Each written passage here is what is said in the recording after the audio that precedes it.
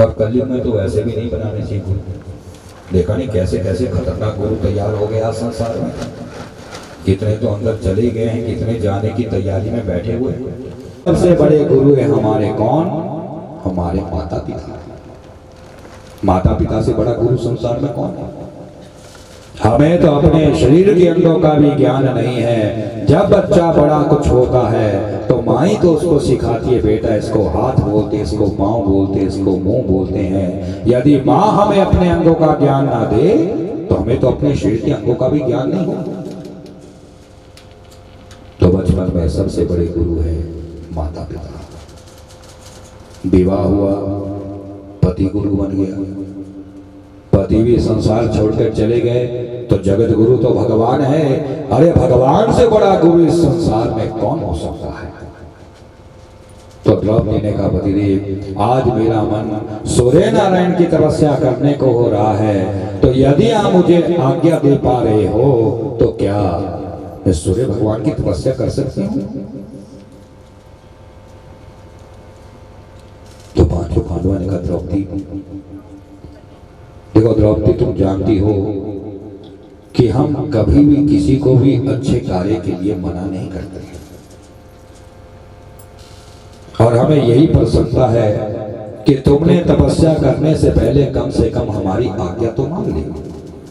ले जाओ द्रौपदी, हम पांचों पति तुम्हें आशीर्वाद देते हैं कि तुम्हारी तपस्या में कोई विघ्न नहीं आएगा। और प्रसन्न सूर्य नारायण कहते, जैसे ही द्रौपदी तपस्या में बैठी, थोड़े ही दिनों में सूर्य भगवान प्रसन्न हुए और प्रसन्न होकर द्रौपदी के सामने प्रकट हो गए। बोलो सूर्य नारायण भगवान की।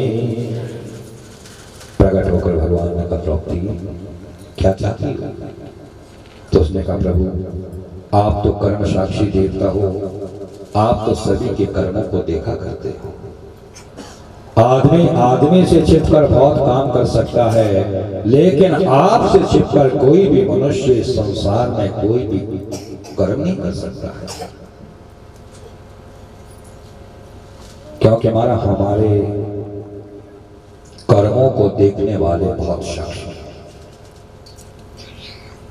यदि हम सोचें कि ये काम हम किसी से छिपकर कर लेंगे तो यह हमारी भूल है। कोई भी काम छिपकर हो ही नहीं सकता। देखो कहते, एक बार द्रोणाचार्य ने दो पक्षी पकड़े, एक युधिष्ठिर को दिया, दूसरा दुर्योधन को दिया, और कहा, हे मेरे प्यारे शिष्यों, ऐसा करो, इन पक्षियों को ले जाओ और ऐसे स्थान में इन पक्षियों को मारना जहां पर तुम्हें कोई देख ना पाए। दोनों जंगल में चले गए। कहते, युधिष्ठिर तुम्हारा सुबह से शाम तक भटकता रहा, लेकिन बेचारे को कोई स्थान ही नहीं मिला कि कहां। सारी अंधेरी गुफा में कौन मुझे देखेगा? अंदर गया, अंदर जाकर उसने उस पक्षी को मार दिया। शाम के समय जब दोनों शिष्य वापिस आए तो द्रोणाचार्य ने कहा, दुर्योधन मार दिया इस पक्षी को? हाँ गुरुजी, किसी ने देखा तो नहीं? अरे गुरुजी कौन देखता, ऐसी अंधेरी गुफा में गया जहां पर तो वायु का प्रवेश भी नहीं हो सकता, किसने देखना था मुझे? अच्छा, तो युधिष्ठिर तूने क्यों नहीं मारा इस पक्षी? तो उसने कहा, गुरुजी कहां मारता, जहां पर ही मैं इसको मारने की बात सोचता वहीं मुझे लगता कोई ना कोई मुझे देख रहा है। क्योंकि गुरुजी हमारे कर्मों के साक्षी बहुत है। आदित्य चंद्र अनन अनिलौ देव भूमि आपो हृदयम यमश्च हश्च रात्रिश्च उभे च संदे धर्मश्च जानाति नरस्य वृत्तम्। तो दिन में हमारे कर्मों के साक्षी सूर्य नारायण सबके कर्मों को देखते रहते। कोई सोचे चलो जब सूर्यास्त होगा तो रात को कुछ बुरा कर लेंगे, तो रात के साक्षी चंद्रमा है, चंद्रमा भी तो सब कर्मों को देखते हैं। कोई सोचे कि चलो जब अमावास्या की रात होगी, ना सूर्य होगा ना चंद्रमा होगा, उस दिन हम कोई बुरा काम कर लेंगे, तो हमारा आकाश भी हमारे कर्मों का साक्षी हुआ करता है, आकाश भी हमारे कर्मों को देखा करता है। कोई सोचे कि जहाँ आकाश नहीं होगा वहां पर मैं बुरा कर्म कर लूंगा, तो पृथ्वी हमारे कर्मों की साक्षी है, दिन रात हमारे कर्मों की साक्षी है, हमारी इंद्रियां हमारे कर्मों की साक्षी है, हमारा हृदय हमारे कर्मों का साक्षी है। और जो जो हम अच्छा बुरा कर्म कर रहे हैं, ये हमारी छाया हमारे साथ सब बैठकर लिख रही है। इसलिए हमारा कोई भी कर्म किसी से भी छिपकर हो नहीं सकता है। तो द्रौपदी ने कहा, सूर्य नारायण, आप तो कर्म साक्षी देवता हो, सभी के कर्मों को आप देखते रहते हो। यदि प्रसन्न है, मुझे कुछ देना चाहते हैं तो प्रभु मैं अपने लिए तो कुछ नहीं चाहती हूँ, क्योंकि आप जानते हैं कि हमें घर से निकालकर जंगल में फेंक दिया है और यहाँ पर भोजन के समय में कई साधु लोग आते रहते हैं और निराशी हमारे आश्रम से वापिस चले जाते हैं। इसलिए प्रभु ऐसी कृपा आप हमारे ऊपर कर दो कि मेरे आश्रम से कभी कोई भूखा वापिस ना जा सके। में आ गया, मंदिरों में चले गए, नाक रगड़नी आरंभ करती, हे प्रभु दुख दूर करो, दुख दूर करो। दुख जैसे दूर हुआ भगवान भी दूर हो गया। लेकिन ये भक्त अच्छा नहीं होता। सच्चा भक्त तो वही होता है जो अपने लिए कुछ नहीं मांगता है, जो केवल दूसरों के लिए ही मांगा करता है। इसलिए प्रभु मुझे अपने लिए तो कुछ नहीं चाहिए, लेकिन नाना प्रकार के साधु हमारे आश्रम में आशा लेकर आते हैं। इसलिए आप कोई ऐसी कृपा दृष्टि हमारे ऊपर कर दो ताकि हमारे आश्रम से कोई भूखा वापिस ना जा सके। ना का पात्र है, इस पात्र में जब तुम भोजन बनाओगी तो वो भोजन तब तक समाप्त नहीं हुआ करेगा जब तक तुम पात्र को धोकर रसोई को जूठा करके किनारे पर नहीं रखा करोगी। लेकिन याद रखना द्रौपदी मेरी बात, किस अन्नपूर्णा के पात्र में दिन का एक ही बार भोजन बना करता है। इसलिए जब तुम सभी साधुओं को भोजन करवा लो उसके बाद तुम रसोई को जूठा किया करना। अब ऐसा आशीर्वाद लेकर और पात्र को लेकर जब द्रौपदी महाराज अपने आश्रम में आई, कहते हुए जारी ने बड़े नाना प्रकार के पकवान उस पात्र में बनाए और फिर भीमसेन से कहा कि देखिए पतिदेव, आज सूर्य नारायण की कृपा से मुझे अन्नपूर्णा का पात्र मिला। स्वामी आप एक काम करें कि आप जल्दी से जंगल में चले जाएं और जंगल में जितने भी साधु ऋषि आपको दिखाई दे उन सभी को बुला कर ले आए। अब देखो जंगल में बैठकर पांचों पांडव हमारा अन्न का दान करने लगे। अब जब अन्न का दान जंगल में बैठकर होने लगा तो चारों दिशाओं में पांडवों की जय जयकार होने लगी। जीवन में सभी को अन्नदान अवश्य करना चाहिए, क्योंकि और दान तो चाहे जिस मर्जी को जितने देते रहो, लेने वाला भी लेता रहेगा, लेकिन अन्नदान इसलिए सबसे श्रेष्ठ बताया गया है, जितना पेट में आएगा उतना ही तो ग्रहण करेगा। और अन्नदान सभी को अवश्य करना चाहिए, क्योंकि इस जन्म में हम जो कुछ भी खा रहे हैं या कमा रहे हैं, कहां से खा रहे और कहां से कमा रहे हैं, जो हमने पिछले जन्मों में अपने हाथों से दान किया है वही हम काट रहे हैं।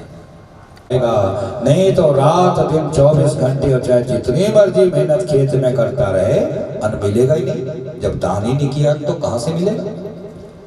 वैसे जितने धन का दान हमने पिछले जन्मों में किया होगा उतना ही धन हम इस जन्म में आकर कमा पाएंगे। नहीं तो रात दिन जितनी मर्जी मेहनत कर लो, धन हाथ में आएगा ही नहीं, क्योंकि जो बीजा वो तो हमने काटा और आगे को भी कुछ बीजना है जो अगले जन्म में भी हमें मिले। देखो राम भगवान ने भी कहा था ना लक्ष्मण से, जब राम लक्ष्मण दोनों महाराज जंगल में भटक रहे थे तो राम ने कहा था लक्ष्मण तुम जानते हो हमें अन्न खाने को क्यों नहीं मिल रहा। क्यों भैया? क्योंकि अरे जब हमने अभी तक अन्न दान ही नहीं किया तो खाने को कहां से मिलेगा। जो दान होता है ना लक्ष्मण, वही मनुष्य को मिल पाता है। इसलिए अन्नदान अवश्य हमारा सभी को करते रहना चाहिए, क्योंकि अन्नदान सबसे बड़ा दान बताया है। सच्चिदानंद भगवान की। द्रौपदी ने सोचा रे देखो इन पांचों पांडवों को देखो, मैंने पांचों पांडवों को वनवास की सजा दे रखी थी, लेकिन इनको देखो कि जंगल में बैठकर भी कैसा अपना सम्मान कमा रहे। तो क्यों ना मैं इनके अपमान का कोई उपाय सोचूं, क्यों ना इनकी बेइज्जती का उपाय सोचूं। दूर से छोड़ देना चाहिए। वैसे दुष्टों से भी बचना हो तो यदि अपने अंदर शक्ति हो तो जूतों से दुष्टों का मुंह तोड़ देना चाहिए, और यदि अपने अंदर शक्ति ना हो तो दुष्टों को दूर से ही त्याग देना चाहिए।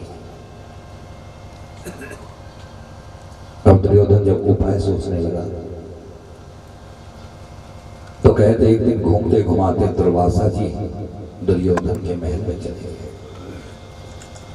दुर्योधन ने जब दुर्वासा जी को देखा, बड़ी भारी सेवा करी, इतनी सेवा करी कि दुर्वासा ऋषि बड़े प्रसन्न हो गए। पहले भी मैं कई बार तेरे महल में आया, कभी तूने मेरी इतनी सेवा नहीं करी, आज तो बड़ी सेवा तू मेरी कर रहा है। ले दुर्योधन, मैं तेरी सेवा को देखकर आज प्रसन्न हुआ हूँ, कुछ मांगना तो नहीं चाहता मुझसे? हमारे कुछ मांगना चाहता, कहो क्या मांगना है? दुर्वासा जी, पहले आप मुझे वचन दो तब मांगूंगा। बेचारे दुर्वासा जी ने सोचा रे क्या मांग लेगा, अचानक उन्होंने भी वचन दे दिया, हाँ ठीक है मैं वचन देता हूँ, मांगो क्या चाहते हो? तो कहा दुर्वासा जी, मैं केवल आपसे इतना चाहता हूँ कि आप अपने 18,000 शिष्यों को साथ लेकर ऐसे समय में पांडवों के आश्रम में जाना जब द्रौपदी रसोई को जूठा करके पात्र को धोकर आराम कर रही होगी। तो जब आप 18,000 ऋषि पांचों पांडवों से भोजन मांगोगे तो पांचों पांडव आपको भोजन ही नहीं करा पाएंगे। तो दुर्वासा जी, आप उन पांचों पांडवों को ऐसा शाप दे देना ताकि आपके शाप से वो पांचों पांडव हमेशा के लिए नरक में चले जाए। दुर्वासा ने करे दुर्योधन, तू तो बड़ा दुष्ट आदमी है। 18,000 शिष्यों को तैयार किया और ऐसी समय में पहुंचे जब बेचारी द्रौपदी पात्र धोकर आराम कर रही थी। जैसी द्रौपदी की दृष्टि उन 18,000 ऋषियों पर गई, बेचारी घबरा गई, उठी, भागी भागी पांचों पांडवों के पास आई और पांडवों के सामने खड़ी होकर रोने लगी। पांडवों ने जब उसकी आंखों में आंसू को देखा, पांचों पांडव अपने आसन से खड़े हो गए, कहने लगे द्रौपदी, तुम्हारी आंखों में आंसू क्या हुआ? तो जानती है ना द्रौपदी कि तेरे 5 पति हमेशा तेरे साथ बैठा करते हैं और हम पांचों पति तेरी आंखों में कभी आंसुओं को सहन नहीं कर सकते। अरे बता बता, यदि किसी ने तुझे बुरी बात कह दी है द्रौपदी, तो यदि वो पाताल में भी छिपा होगा तो हम वहां से भी उसे उठाकर तेरे चरणों में गिरा देंगे, क्योंकि हम तुझे दुखी कभी देख नहीं सकते। क्या हुआ तुम्हें? तो उसने कहा प्रतिदेव, आज हमारे जीवन में एक नया दुख प्रकट हो गया। क्या? महाराज दुर्वासा जी जो है ना, वो अपने 18,000 शिष्यों को साथ लेकर ऐसे समय में हमारे आश्रम में आए हैं कि जब भोजन तैयार नहीं है, और आप जानते कि उस पात्र को यही वरदान मिला हुआ है कि उस पात्र में दिन का एक ही बार भोजन बना करता है। अब मैं 18,000 ऋषियों को भोजन कहां से खिलाऊं? भीमसेन वहां बैठे थे, थोड़े क्रोधी स्वभाव के थे भीमसेन। क्रोध में भीमसेन ने करी, द्रौपदी तू चिंता क्यों करती है? अरे हमने कोई धर्मशाला थोड़ा खोल रखी कि जिसका मन करे हमारे आश्रम में भोजन करने आ जाए। अरे चिंता मत करे, मैं अभी यहाँ से भाग जाता हूँ और इन 18,000 को अभी यहाँ से भगा देता हूँ। नहीं नहीं महाराज, ऐसा मत कर, क्योंकि दरवाजे के सामने आ जाए उसको निराश कभी वापस भेजना नहीं चाहिए।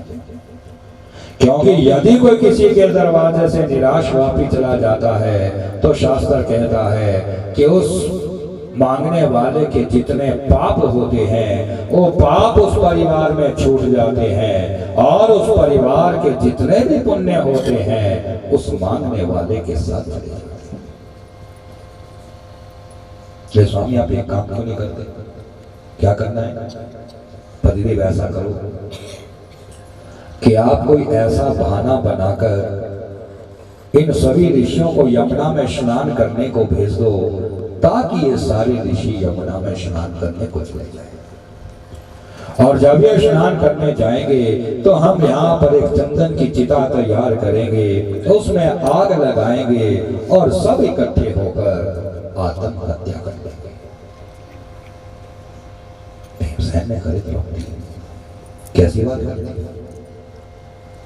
तुम जानती नहीं कि आत्महत्या करने से मनुष्य को नरक भोगना पड़ता है?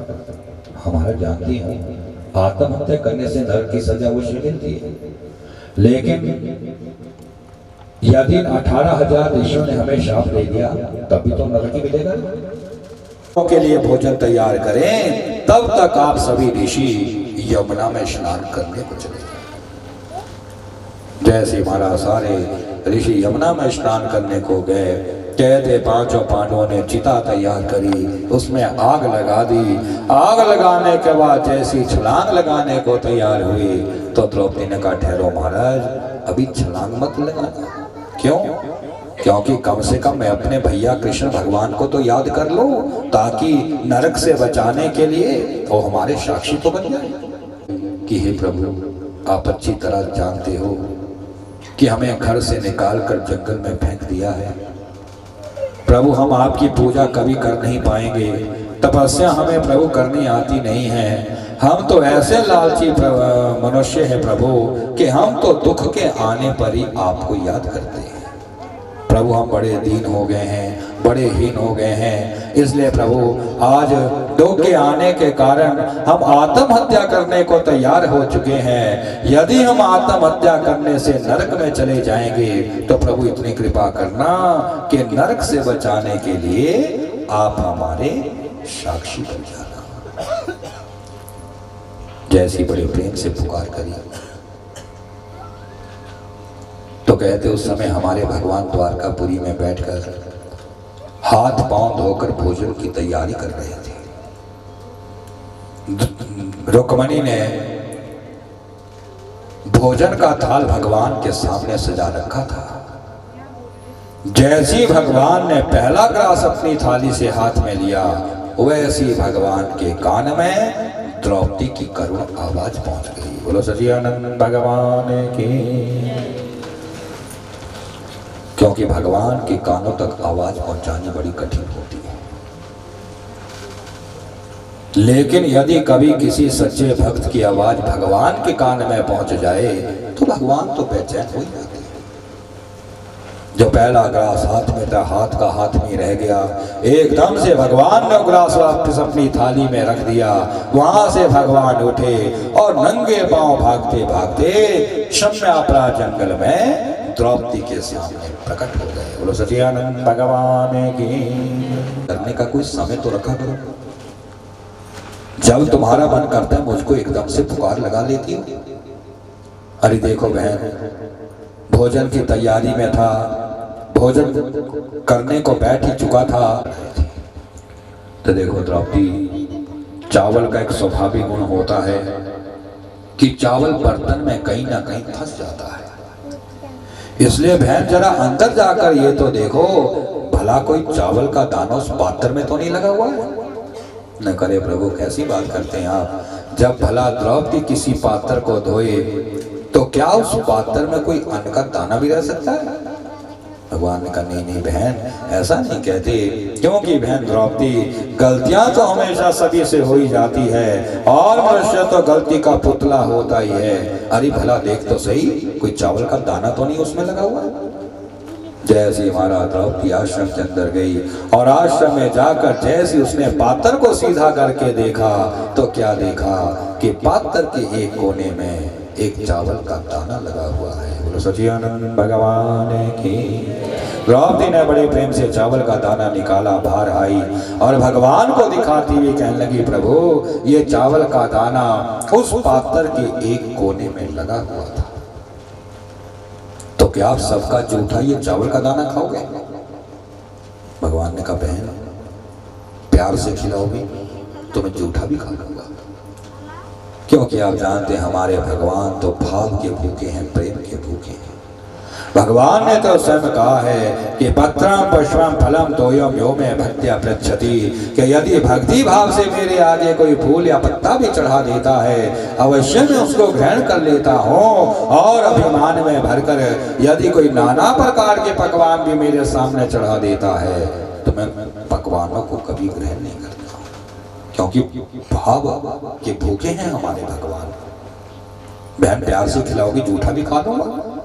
अब जैसे द्रौपदी ने वो चावल का दाना भगवान के हाथ में दिया और भगवान ने जैसे मारा वो चावल का दाना खाया, कहते वैसे हमारे भगवान तृप्त हो गए।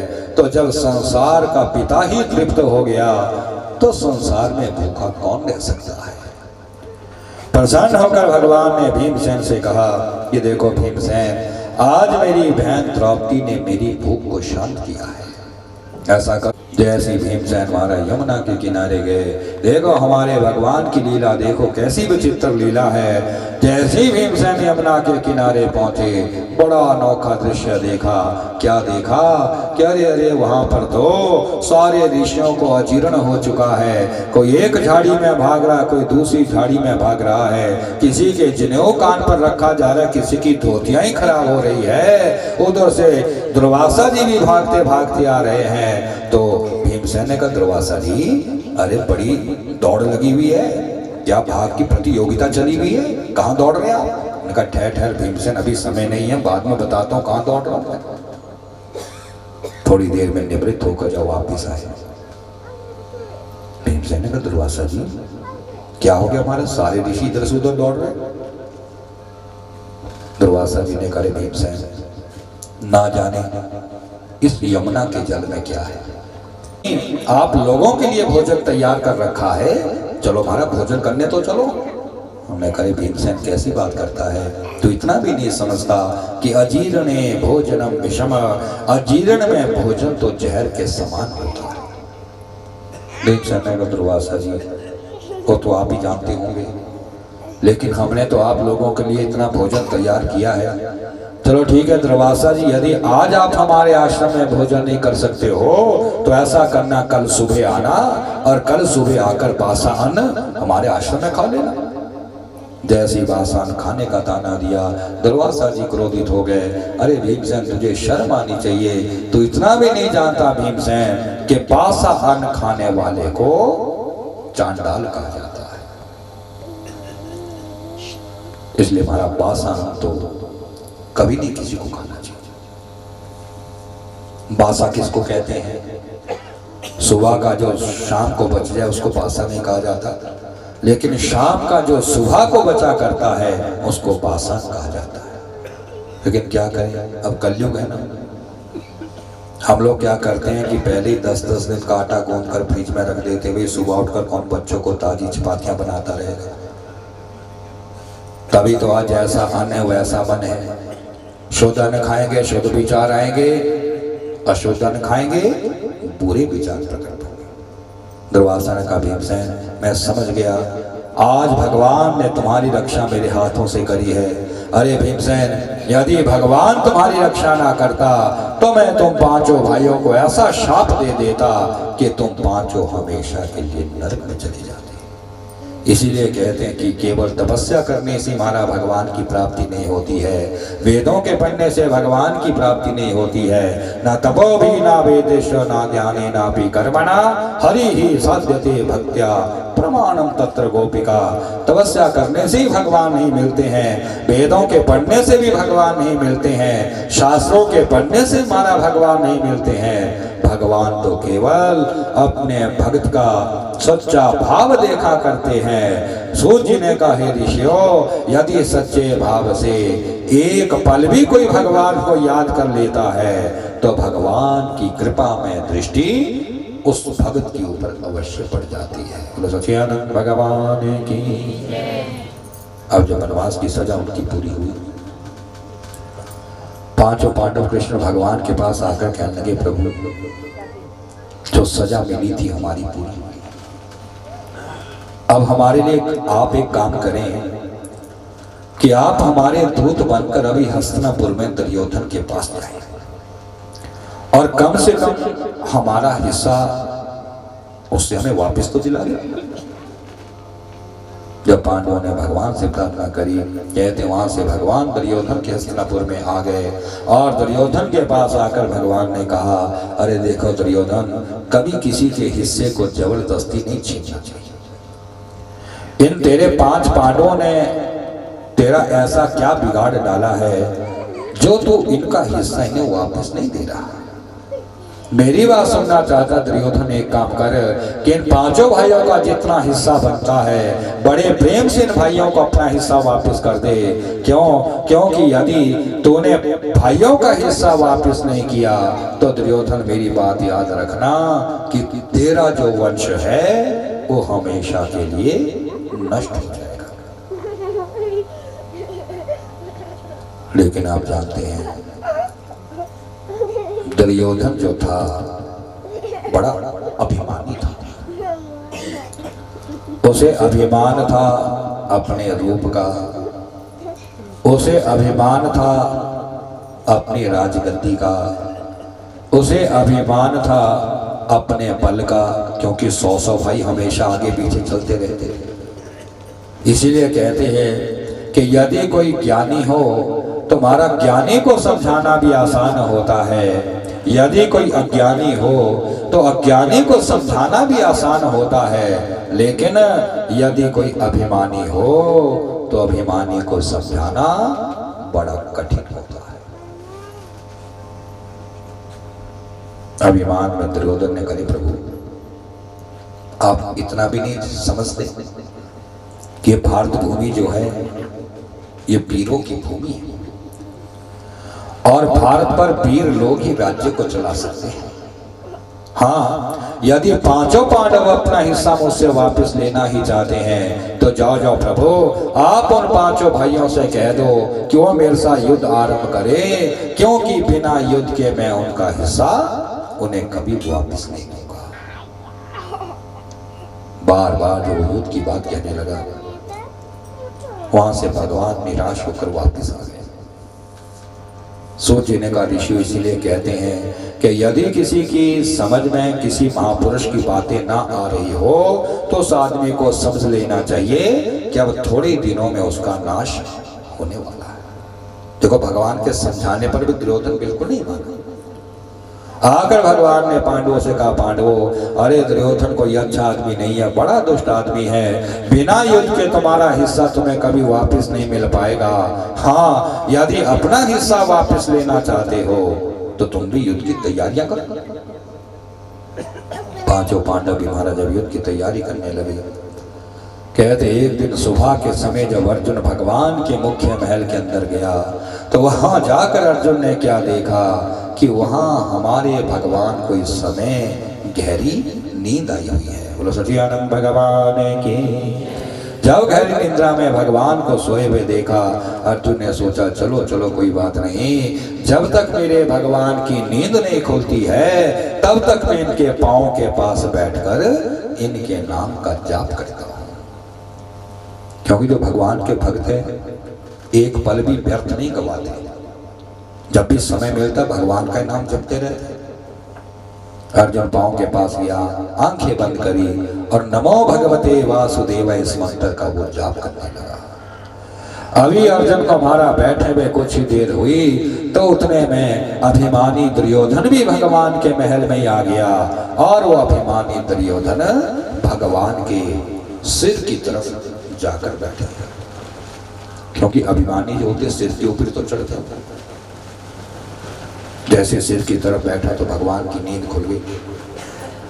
एकदम से भगवान उठे, पूछा दुर्योधन तुम्हारा कैसे आना हो गया?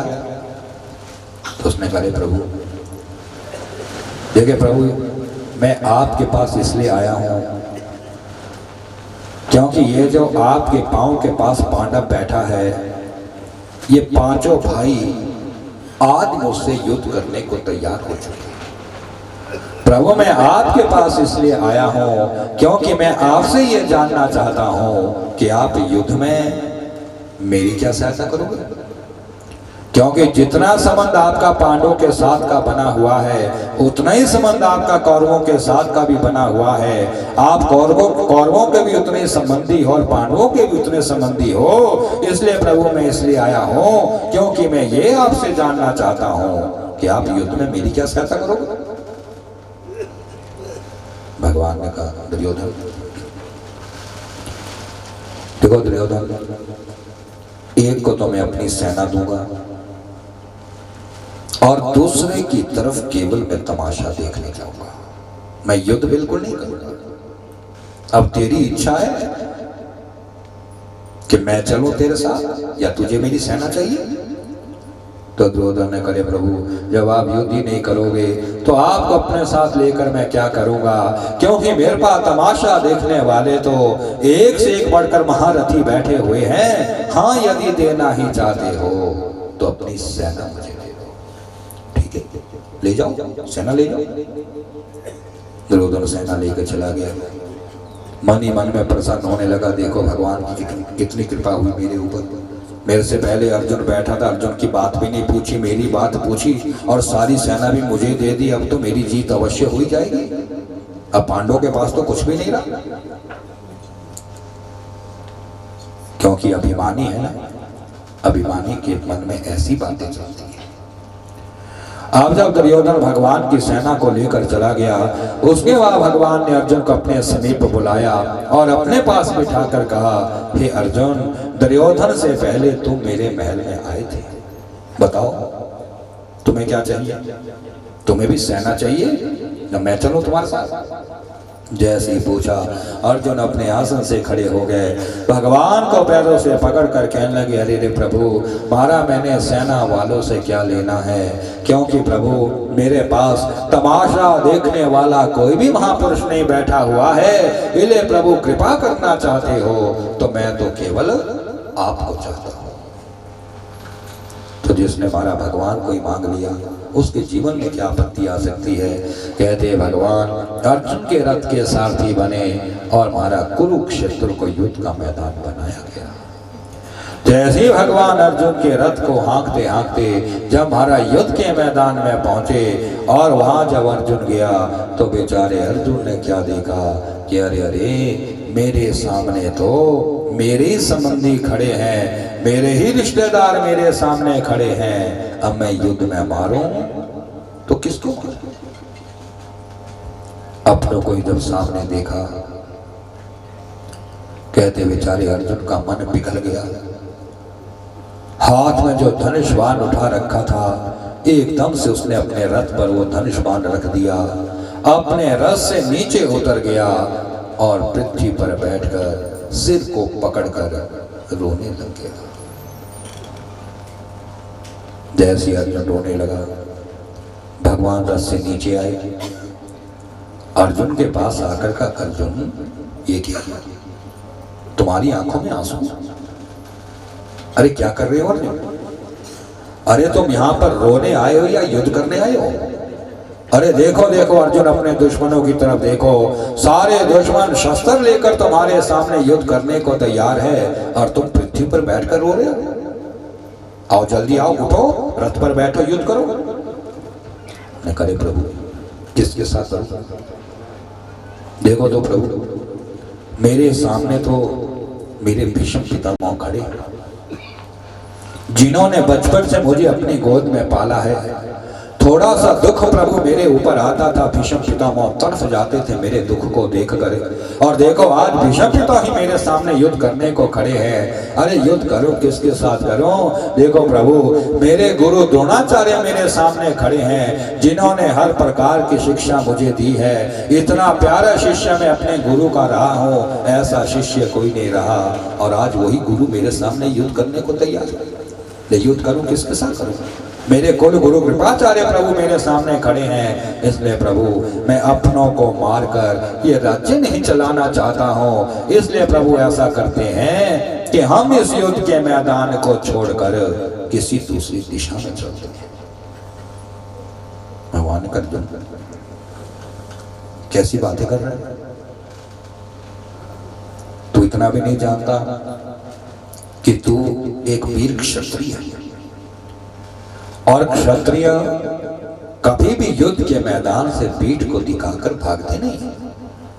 अरे अर्जुन तो जानता नहीं, हमारे शास्त्रों में 6 आतताई को मारने का दोष कभी नहीं लगता है, चाहे वो 6 आतताई अपने संबंधी क्यों ना हो, अपने रिश्तेदारी क्यों ना हो। कौन कौन से 6 आतताई बताए हैं कि अग्निदा गर्द शिव शस्त्र पानी धनापह क्षेत्रदारा अपहरता च खड़े थे आतताई ना, कि हे अर्जुन जो किसी के घर को आग लगाए उसको मारने में दोष नहीं लगता, चाहे वो अपना संबंधी क्यों नहीं। अर्जुन जो किसी को शस्त्र दिखाए उसको मारने में दोष नहीं लगता, जो किसी के धन को चुरा कर ले जाए अर्जुन उसको मारने में दोष नहीं लगता, जो किसी की स्त्री को उठाकर ले जाए अर्जुन उसको मारने में दोष नहीं लगता, और जो किसी के हिस्से को जबरदस्ती छीन ले उसको मारने में दोष नहीं लगता। तो जब शास्त्र हमें आज्ञा दे रहा है, तुझे क्या चिंता, आगे बढ़ो युद्ध करो। क्योंकि अर्जुन ये शास्त्र बनाए गए हैं मनुष्य के,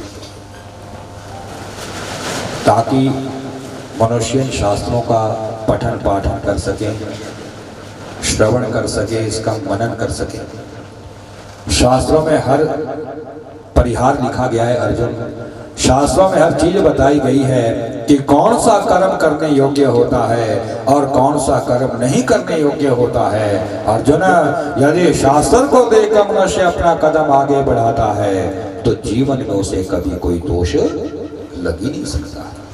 चिंता क्यों करता युद्ध कर। अब देखो जब भगवान ने उसे समझाया और जैसे ही महाराज अर्जुन युद्ध करने को तैयार हुए, कहते थोड़े ही दिनों में भगवान की कृपा में दृष्टि से पांडवों ने कौरवों की आधी सेना को ही मार दिया। अब जब दुर्योधन की आधी सेना मर गई तो एक दिन बड़े क्रोध में गुस्से में दुर्योधन द्रोणाचार्य को ताना देते हुए कहने लगा, द्रोणाचार्य जी आप तो बड़े पक्षपात करने वाले। दुर्योधन कैसी बात करता है, मैंने तेरे साथ क्या पक्षपात कर दिया। देखें द्रोणाचार्य जी, 5 पांडवों को देखें, 5 पांडवों ने थोड़े ही दिनों में हमारी आधी सेना को मार दिया, और आप हमारे सेना के सेनापति हैं और इतने बलवान सेनापति हैं कि तीनों लोगों में ऐसा अस्त्र शस्त्र किसी के पास नहीं है जो आपका कभी वध भी कर सके, आपको कोई मार भी नहीं सकता है। और आप ऐसे बलशाली हमारे सेना के सेनापति हो, लेकिन आपको देखो आपने आज तक एक भी पांडव को अपने हाथों से नहीं मार रखा है, तो आप पक्षपात नहीं कर रहे तो फिर क्या कर रहे। द्रोणाचार्य ने कहा दुर्योधन तुझे याद नहीं, जिस दिन तुम युद्ध करने को तैयार हुए थे उस दिन मैंने तुमसे क्या कहा था। मैंने तुम्हें उसी दिन बताया था ना कि 5 पांडव जो है धर्म का युद्ध कर रहे हैं और धर्म की हमेशा जीत होती है। धर्म के रास्ते पर चलते हुए मनुष्य को कष्टों का सामना तो बहुत करना पड़ता है, लेकिन यदि कष्टों का सामना करते हुए भी मनुष्य धर्म के रास्ते पर यदि आगे से आगे चलता रहता है तो आखिर में जीत हमेशा धर्म की होती है। लेकिन चलो ठीक है दुर्योधन, यदि फिर भी तुझे मेरे ऊपर विश्वास नहीं रहा तो कल मैं चक्रव्यूह की लड़ाई को रचूंगा। उस चक्रव्यूह में अर्जुन को छोड़कर यदि 4 पांडवों में से एक भी पांडव मेरे सामने कल आ जाएगा तो दुर्योधन मैं तुझे वचन देता हूं कि कल एक पांडव को मैं अवश्य ही अपने हाथों से मारूंगा। महाराज आप अर्जुन को क्यों नहीं मारते। इसलिए दुर्योधन क्योंकि अर्जुन मेरा सबसे प्यारा शिष्य है और अर्जुन को मैंने सारे युद्ध के भेद भी बता रखे हैं। यदि कल अर्जुन चक्रव्यूह की लड़ाई खेलने आएगा तो अरे अर्जुन तो चक्रव्यूह तोड़ना जानता ही है, और यदि वो कल चक्रव्यूह तोड़कर यहाँ से वापिस चला गया तो तू फिर मुझे यही ताना देना आरंभ कर देगा। इसलिए देखो दुर्योधन, यदि तुम 5 पांडवों में से पांडव को मरा हुआ देखना चाहते हो ना तो कल तुम्हें एक काम करवाना पड़ेगा। क्या करवाना है। दुर्योधन ऐसा करना कि कल दक्षिण दिशा से भिल्लों का आक्रमण अर्जुन के ऊपर करवा देगा, क्योंकि जब अर्जुन और कृष्ण भगवान दक्षिण दिशा में भिल्लों के साथ युद्ध करने को जाएंगे तो 4 पांडवों में से एक पांडव को चक्रव्यूह की लड़ाई खेलने को आना ही पड़ेगा। और यदि कल 4 में से एक भी भाई मेरे सामने आ गया तो मैंने तुझे वचन दे दिया कि कल एक पांडव को मैं अवश्य मारूंगा। दुर्योधन ने सोचा चलो कल का दिन तो अच्छा ही आने वाला है। अगले दिन जैसे ही मारा उसने भिल्लों का आक्रमण अर्जुन के ऊपर करवा दिया। बेचारा अर्जुन भगवान के पास आकर के लगा, अरे देखो प्रभु, हमने तो इन भिल्लों का आज तक कुछ भी नहीं बिगाड़ा था, लेकिन इनको देखो आज तो ये भी हमारे दुश्मन बन गए। तो भगवान ने कहा, अर्जुन समय की गति को कोई टाल नहीं सकता है, होनी हमेशा होकर रहती है, और कभी अपने दुश्मनों से घबराना भी नहीं चाहिए अर्जुन। ठीक है, यदि फिर चाहते युद्ध करना तो चलो हम दोनों चलते दक्षिण दिशा में। जैसे भगवान और अर्जुन दक्षिण दिशा में मारा भिल्लों के साथ युद्ध करने को गए, कहते उतने में दुर्योधन का एक दूत युधिष्ठिर के किले में पहुंच गया। जैसे युधिष्ठिर के किले में आज 4 पांडवों में से एक पांडव को युद्ध के मैदान में बुला रखा है। जैसे महाराज ये संदेश देकर जब दूत चला गया और राजा युधिष्ठिर ने जैसी चक्रव्यूह की बात को सुना, कहते चक्रव्यूह की बात सुनते ही बेचारे युधिष्ठिर की आंखों में आंसू भर गए। आसन पर बैठकर जब आंसू आ गए, सभा बैठी हुई थी, अभिमन्यु उस सभा में बैठा हुआ था। जैसे अभिमन्यु की नजर युधिष्ठिर पर गई, क्या देखा इनकी आंखों में आंसू निकले हैं। अभिमन्यु अपने आसन से खड़े हुए सामने आए और हाथ जोड़कर कहने लगे, महाराज ये क्या कर रहे हैं आप? एक चक्रवर्ती सम्राट हो, इतने बलशाली राजा हो, ऐसा बलशाली तीनों लोकों में कोई राजा नहीं है, और आसन पर बैठकर आपकी आंखों में आंसू। बताओ ऐसा कौन सा दुखद समाचार आपने सुन लिया जो आज आपकी आंखों में आंसू निकला है? युधिष्ठिर ने कहा, बेटा अभिमन्यु, बेटे तुझे क्या बताऊं? देखो बेटा, आज इस दुष्ट दुर्योधन ने समय को देखकर चक्रव्यूह की लड़ाई को रच दिया है। अब चिंता मत करो, जब मेरे पिता अर्जुन को चक्रव्यूह तोड़ना आता है तो मैं भी तो अर्जुन का बेटा हूं ना, मुझे भी तो कुछ आता होगा। इसलिए महाराज आप कोई चिंता मत करो, आप मुझे युद्ध करने की आज्ञा दे दो, मैं अभी युद्ध के मैदान में चला जाऊंगा और चक्रव्यूह को तोड़कर वापस आ जाऊंगा। युधिष्ठिर ने कहा, बेटा अर्जुन ने हमें तो कभी चक्रव्यूह तोड़ना सिखाया नहीं, तुझे कहां से सिखा दिया उसने? तो देखना कहां सीखा है अभिमन्यु ने चक्रव्यूह तोड़ना। अभिमन्यु ने कहा, सुनो महाराज, जब मैं अपनी मां सुभद्रा के गर्भ में था और मेरी मां सुभद्रा को जब प्रसव पीड़ा होने लगी तो सुभद्रा बड़ी जोर जोर से चिल्लाने लगी। अब उसके चिल्लाने की आवाज जब अर्जुन के कानों में गई, अर्जुन भागा भागा महल में आ गया और सुभद्रा का हाथ पकड़कर कहने लगा, अरे सुभद्रा, अरे क्यों रोती हो? अरे देख सुभद्रा, आज कैसे तू बच्चे को जन्म देते हुए चिल्ला रही है। सुभद्रे, बच्चे को जन्म देते हुए कभी चिल्लाना नहीं चाहिए। अरे देख सुभद्रा, जब मैं बड़े बड़े दुश्मनों के बीच में फंस जाता हूं तो सुभद्रा, दुश्मनों के बीच में जाकर मैं रोता नहीं, बल्कि जितना हो सके मैं दुश्मनों के साथ डटकर मुकाबला करता हूं। सुभद्रा, मैं तुझे चक्रव्यूह की बात सुनाऊं कि चक्रव्यूह के 7 दरवाजों को मैं कैसे तोड़ता हूं? अब ऐसा कह के महाराज जैसे ही अर्जुन सुभद्रा को चक्रव्यूह की बात सुनाने लगे और 6 दरवाजे की बात जब उन्होंने सुभद्रा को सुनाई, कहते उतने में अभिमन्यु का जन्म हो गया। अभिमन्यु ने कहा, महाराज 6 दरवाजे तोड़ने तो मैंने मां के पेट के अंदर सीख लिए थे, लेकिन 7वां दरवाजा मुझसे तोड़ना नहीं आता, क्योंकि जितने में मेरे पिता ने मेरी मां को 7वें दरवाजे की बात बतानी थी उतने में मेरा जन्म हो गया। भीमसेन भी वहां बैठे थे। भीमसेन ने जब सुना अपने आसन से खड़े हुए, अभिमन्यु को गले से लगा कर कहा, बेटा अभिमन्यु, बेटे ये तो बहुत अच्छी बात हो गई। ठीक है बेटे, यदि तुझे 6 दरवाजे तोड़ने आते हैं ना, तो बेटा एक काम कर कि तुम सामने से जाकर 6 दरवाजे तोड़ देना और 7वें दरवाजे की चिंता मत करना। वो जो 7वां दरवाजा है उसको मैं बाहरली तरफ से ही तोड़ दूंगा। क्योंकि महाराज कहते हैं भीमसेन जो थे वो कोई साधारण योद्धा नहीं थे। भीमसेन की 2 बाजुओं में 10,000 हाथियों की शक्ति थी। इतना शक्तिशाली था कि 10,000 हाथियों की शक्ति केवल 2 भुजाओं में उसकी थी। बेटे चिंता मत करना, बेटे ऐसा करो, सामने से जाकर तुम 6 दरवाजे तोड़ दो, 7वां दरवाजा मैं बाहरली तरफ से तोड़। युद्ध की तैयारी करो। अब जैसे ही अभिमन्यु ने युद्ध की तैयारी करी, सिपाही का रूप बनाकर जैसे हमारा अभिमन्यु अपनी मां से मिलने, सुभद्रा से मिलने महल के अंदर गया, और सुभद्रा ने जब अभिमन्यु को सिपाही के रूप में देखा तो प्रसन्न होकर गले से लगा कर कहने लगी, अरे बेटा अभिमन्यु, देख बेटे, आज मेरे दूध की परीक्षा होने वाली।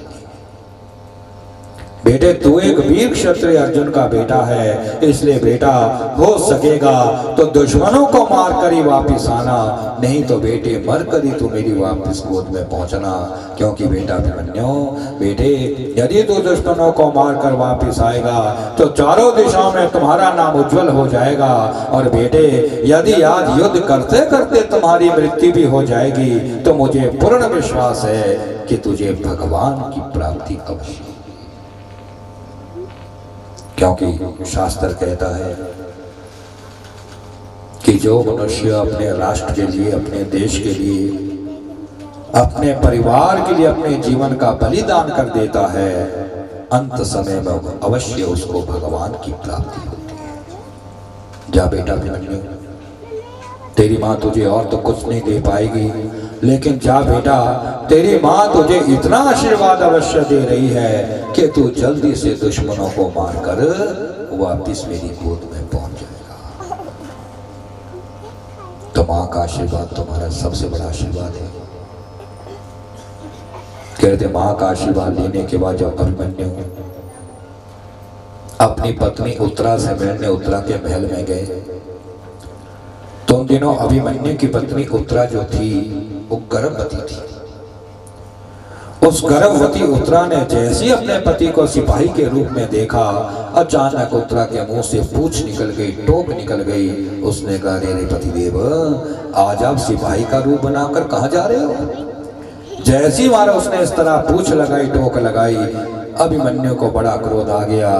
क्रोध में भरकर अभिमन्यु ने कहा, अरे उत्तरा, तुम्हें शर्म थोड़ी तो आनी चाहिए, इतना भी नहीं समझ सकी अभी तक कि मैं सिपाही का रूप बनाकर कहाँ जा रहा हूं? अरे उत्तरा, आजकल युद्ध के दिन चल रहे हैं, हमारा पूरा परिवार कितना परेशान है, और तुझे मालूम नहीं कि मैं सिपाही का रूप बनाकर कहाँ जा रहा हूँ? ले देख उत्तरा, आज जो तूने जाते मुझे ये पूंछ लगाई है ना, टोक लगाई है ना, अरे उत्तरा, उससे मुझे ऐसा लग रहा है कि कहीं आज युद्ध करते करते मेरी मृत्यु ना हो जाए। लेकिन चलो उत्तरा, कोई बात नहीं, एक दिन तो मरना है, सभी ने मरना है। लेकिन उत्तरे, यदि आज मेरी मृत्यु हो भी जाएगी ना, तो उत्तरा जीवन में मेरी 2 बातें हमेशा याद रखना कि जिस प्रकार मैं अपने माता पिता की आज्ञा का पालन करता हूँ, जिस प्रकार मैं दिल से अपने माता पिता की सेवा करता हूँ, उत्तरा, मेरे मरने के बाद तू भी हमेशा मेरे माता पिता की दिल से सेवा करना। कभी मेरे माता पिता को अपनी तरफ से कोई दुख मत देना, क्योंकि उत्तरे तुझे मालूम होना चाहिए कि बच्चों के जो भगवान होते हैं केवल उसके माता पिता होते हैं। देखो कितनी अच्छी शिक्षा दे रहा है अपनी पत्नी को। और उत्तरा, दूसरी बात याद रखना कि ये जो तेरे गर्भ में मेरा बच्चा पल रहा है, इस बच्चे को भी तू अपनी तरह कायर मत बनाना, डरपोक मत बनाना, बल्कि इस बच्चे को तू मेरी तरह शक्तिशाली बना देना। जब ऐसी बातें करने लगा, बेचारी उत्तरा को बड़ा दुख हुआ, एकदम से आंखों से आंसू निकल आए।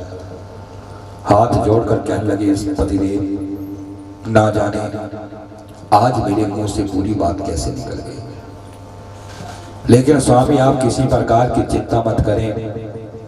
यदि मैंने तन मन से आपकी सेवा की होगी, दिल से यदि मैंने आपके माता पिता की सेवा की होगी, तो आज मैं अपने सुहाग का धागा आपकी बाजू में बांधूंगी।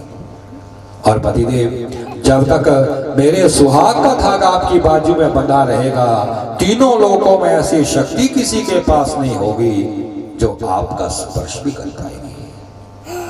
ऐसा कह के उत्तरा ने क्या किया, कहते मारा उसने अपने सुहाग का काला धागा निकाला और अभिमन्यु की सीधी बाजू के ऊपर उसने वो सुहाग का धागा बांध दिया। अभिमन्यु रथ पर बैठा चल पड़ा युद्ध के मैदान की तरफ। जैसे मारा युद्ध के मैदान में पहुंचा और चक्रव्यूह के पहले दरवाजे के सामने जैसे अभिमन्यु गया तो क्या देखा कि चक्रव्यूह के पहले दरवाजे पर तो द्रोणाचार्य खड़े हैं। जैसे द्रोणाचार्य को सामने देखा तो देखो कितने अच्छे संस्कार है अभिमन्यु के अंदर। इसलिए कहते हैं बच्चों को बचपन से ही अच्छे संस्कार डाल देने चाहिए, क्योंकि बचपन में जो संस्कार पड़ जाते हैं बुढ़ापे तक वही संस्कार उस आदमी के अंदर रहा करते हैं। देखो कितने अच्छे संस्कार है। जैसे ही पहुंचा क्या देखा, द्रोणाचार्य पहले दरवाजे पर खड़े हैं। अभिमन्यु ने क्या किया कि अपने हाथों में जो धनुष बाण उठा रखा था एकदम उसने बड़े प्रेम से अपने रथ के ऊपर रखा। अपने रथ से अभिमन्यु नीचे उतरा और आगे को बढ़कर द्रोणाचार्य के पांव छूने लगा। कितने अच्छे संस्कार। कहा तो द्रोणाचार्य दुश्मन के रूप में युद्ध करने को सामने खड़े हैं, लेकिन जानता अभिमन्यु कि ये मेरे पिता के भी गुरु है, मेरे गुरु दादा है। मेरा परम कर्तव्य बनता है कि पहले मैं इनका आशीर्वाद इनके पांव छूऊं। जैसे पांव छूने लगा प्रसन्न हो गए द्रोणाचार्य, दया का भाव भर गया द्रोणाचार्य के मन में। अभिमन्यु को देखते ही उठा लिया द्रोणाचार्य ने अभिमन्यु को अपने पैरों से और अपने गले से लगाकर पूछा, बेटा अभिमन्यु, बेटे तुम क्यों आए यहाँ पर? गुरुदादा,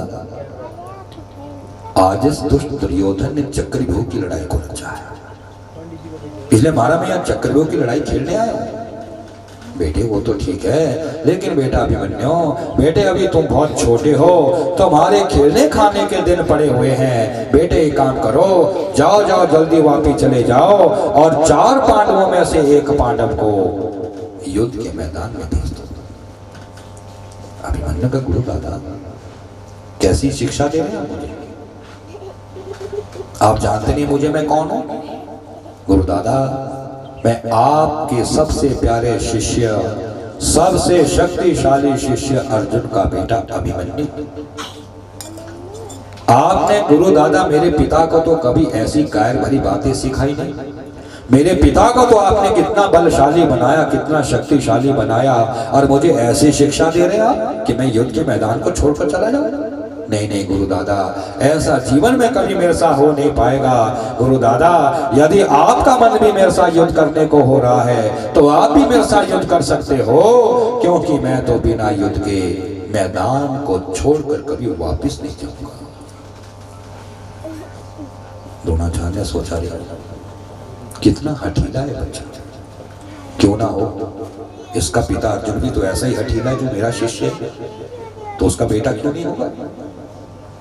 द्रोणाचार्य ने सोचा कि यदि आज अभिमन्यु को मैं अपने हाथों से मारूंगा तो अर्जुन मुझे कभी क्षमा ही नहीं कर पाएगा। अर्जुन हमेशा अपने मन में ये सोचा करेगा कि अरे अरे, ऐसा गुरु संसार में किसी के नहीं होना चाहिए जैसा कि मेरा गुरु है। अरे देखो देखो मेरे गुरु को देखो कि उसने युद्ध के दिन में भी मेरे बेटे को भी नहीं छोड़ा।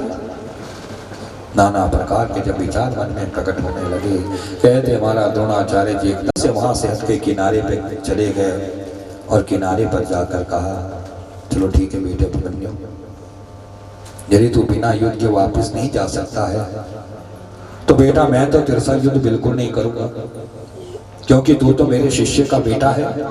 जाओ बेटा, आज मैं पहला दरवाजा बिना युद्ध के ही तुम्हारे लिए छोड़ देता हूँ। ऐसा कह के जब द्रोणाचार्य जी किनारे पर चले गए और उतने में अभिमन्यु पहला दरवाजा लांघकर जब चक्रव्यूह के दूसरे दरवाजे पर पहुंचा तो कहते मारो दुष्ट दुर्योधन ने क्या किया, उसने अपने 6 दरवाजों के वीरों को इकट्ठा कर दिया और 6 दरवाजों के वीरों को इकट्ठा करके कहा, हे वीरों, जब हमारे सेनापति ने इस चक्रव्यूह का ही नियम तोड़ दिया है तो तुम भी ऐसा करो कि तुम भी 6 के 6 वीर एक ही दरवाजे पर खड़े हो जाओ और अभिमन्यु को मार दो। जैसे 6 वीर एक दरवाजे पर इकट्ठे आ गए और इकट्ठे होकर 6 वीर जब हमारा बाणों की बारिश उस अभिमन्यु के ऊपर करने लगे तो कहते जब तक तो बेचारे अभिमन्यु के पास बाण रहे, लड़ता रहा, लेकिन जैसे अभिमन्यु के बाण समाप्त हो गए वैसे 6 वीरों के बाण अभिमन्यु की छाती पर लगने लगे। जब बाण छाती पर लगे तो आप जानते जब थोड़ी सी भी चोट किसी को भी लगती है तो सबसे पहले किसकी याद आती है, अपने माता पिता की याद आती है। कहते जैसी 6 वीरों के बाण छाती पर लगे चिल्ला उठा बेचारा अभिमन्यु और चिल्लाता अपने पिता को याद करते हुए कहने लगा कि अरे पिताजी, आपने तो मेरी माँ को यही बताया था ना कि एक दरवाजे पर अकेला दुश्मन आकर मेरे साथ युद्ध करेगा। हे पिताजी, यदि आज अकेला दुश्मन आकर मेरे साथ युद्ध करता तो आपके आशीर्वाद से आज मैं सभी को अपने हाथों से मार डालता। लेकिन देखो पिताजी, इन दुष्टों ने कितना बड़ा धोखा मुझे दिया है, किस तरह ये 6 वीर बाणों की बारिश मेरे ऊपर करते ही जा रहे हैं। इसलिए पिताजी, यदि मेरी मृत्यु हो जाएगी तुम्हारा मेरी मृत्यु का बदला इनसे अवश्य ले लेना। बेचारा चिल्लाता अभिमन्यु पृथ्वी पर गिर गया और पृथ्वी पर गिरकर बड़ी जोर जोर से तड़फने लगा। इतना ज्यादा बेचारा वो अभिमन्यु तड़फा कि कौरवों की सेना में जो सैनिक खड़े थे, सिपाही खड़े थे, जो अच्छे सिपाही थे, उनकी आंखों से भी आंसू निकल गए। सब कहने लगे रे देखो कितना दुष्ट है दुर्योधन, कैसे इस बच्चे को तड़फा कर मार रहा है, कैसा तड़फ रहा है, बेचारे की मृत्यु भी नहीं हो रही है। जब हमारा बहुत तड़फने लगा तो उधर दुर्योधन के पास जयद्रथ बैठा हुआ था। जयद्रथ ने कहा दुर्योधन, हाँ देखो दुर्योधन, अभिमन्यु की छाती पर ना जाने कितने बाण लग गए लेकिन फिर भी इसकी मृत्यु नहीं हो रही।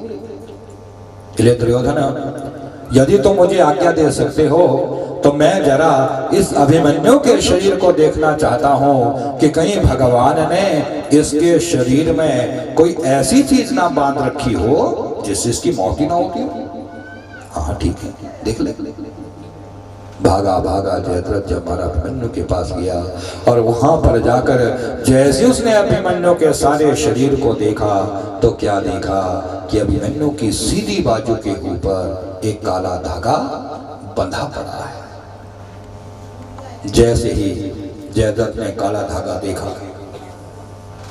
कहते एकदम से जयद्रथ ने काला धागा तोड़ा और धागा तोड़ने के बाद जैसी धनुष पर बाण चढ़ाकर उसने अभिमन्यु की छाती पर फेंका, वैसी बेचारा अभिमन्यु एकदम से वीर गति को प्राप्त हो गया।